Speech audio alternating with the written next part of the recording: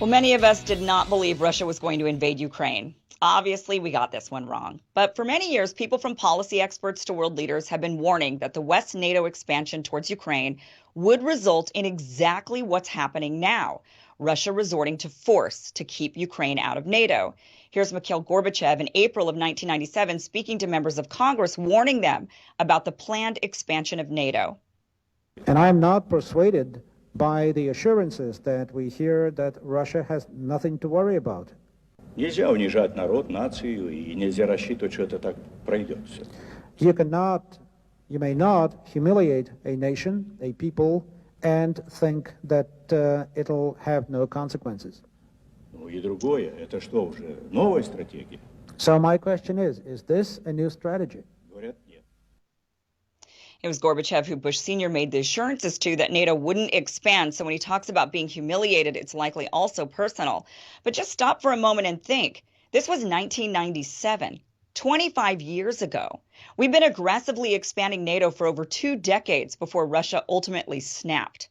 Another warning came in 2010. Here's Russian historian and NYU professor Stephen F. Cohen speaking at Carnegie Mellon. NATO expansion is not over for the Russians. It's a reality. NATO's sitting on its borders. It's not about future NATO expansion. It's about current. NATO expansion represents the following to Russia. And near this I will end. It represents a profoundly broken promise to Russia made by the first Bush that in return for united Germany and NATO, NATO would not expand eastward. This is beyond any dispute. People say, well, they never signed a treaty.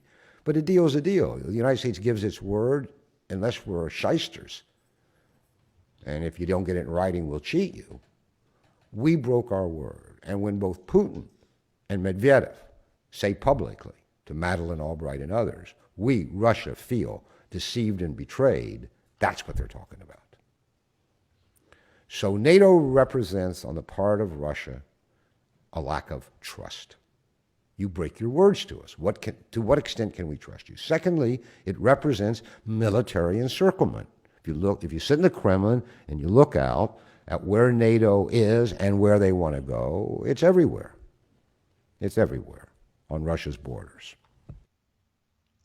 So he makes a great point about honoring our word, even if it isn't in writing, unless we're a bunch of shysters, he says. And maybe we are.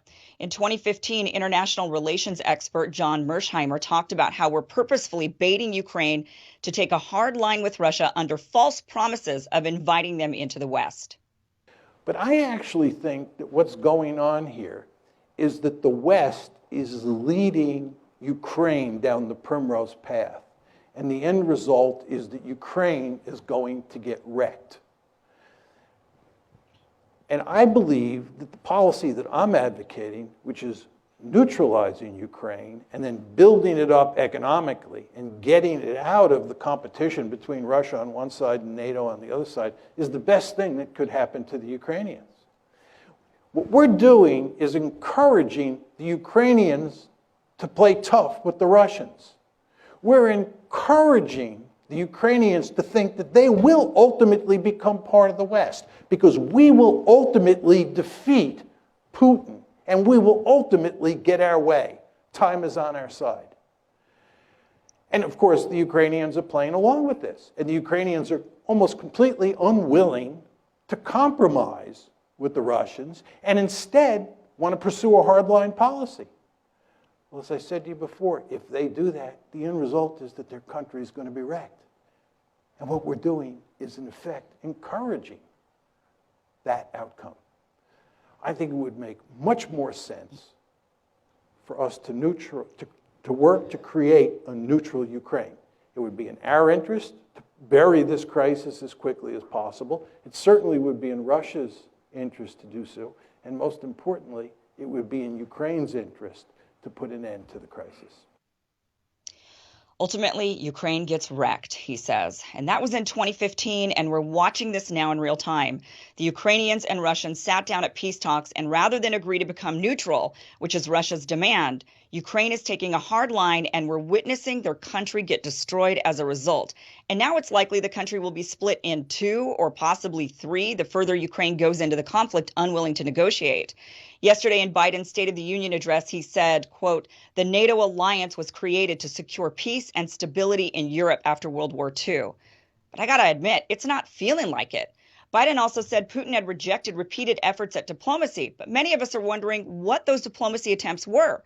Russia has been clear for nearly 3 decades now. No NATO on their borders. They've said it over and over and over again, and yet we've continued to expand. We've expanded NATO and invaded and occupied various areas of the Middle East. Europe has created a union of member nations, and yet all the while we've been accusing Russia of wanting to reestablish the USSR.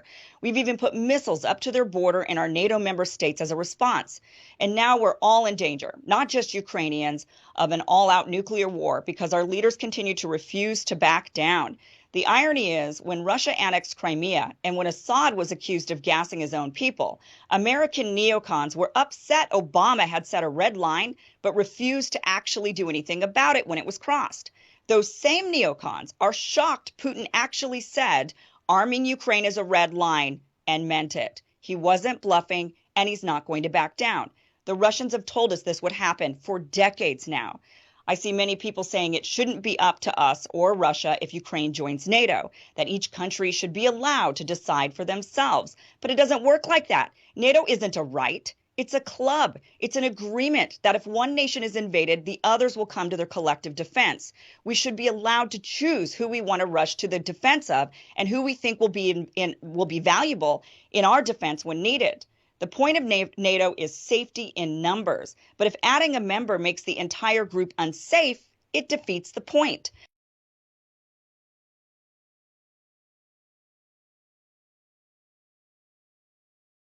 But honestly, this entire situation with Ukraine and the U.S.'s unwillingness to militarily defend Ukraine because we don't want a nuclear war with Russia, which I agree with, calls into question the entire point to NATO. NATO was formed specifically to go to war with the Soviets. But if we're unwilling to go to war with them because it's a complete danger, then what is the actual purpose of NATO? But ultimately, my point is, the dog barked and barked and growled and growled. People even pointed year after year that the dog is growling and dangerous, yet we kept taunting the dog, and now the dog is attacking. And we're sitting here acting shocked, claiming that there was no provocation on our end. But the biggest issue is our unwillingness as a nation to put aside our exceptionalism and to sit here and think we do no wrong. We are America, we do no wrong. And you've got Putin he was at the St. Petersburg International Economic Forum in 2016, looking very, very frustrated, speaking and saying, I don't know how to get through to you people anymore. We've said this over and over and over again. You guys are lying to us when you say that you're putting missiles right up to our border and you're telling us we have nothing to worry about, that it's all about Iran, that you're just trying to defend against Iran. And he's like, you're lying to us and we know it. So what do we do now? This is the big question. What do we do now? And why? Our government works for us. We have to remember they're our government. They're doing this on our behalf. They're putting us in danger. We have to speak out and say, no, we're fed up. We're not going to let you do this.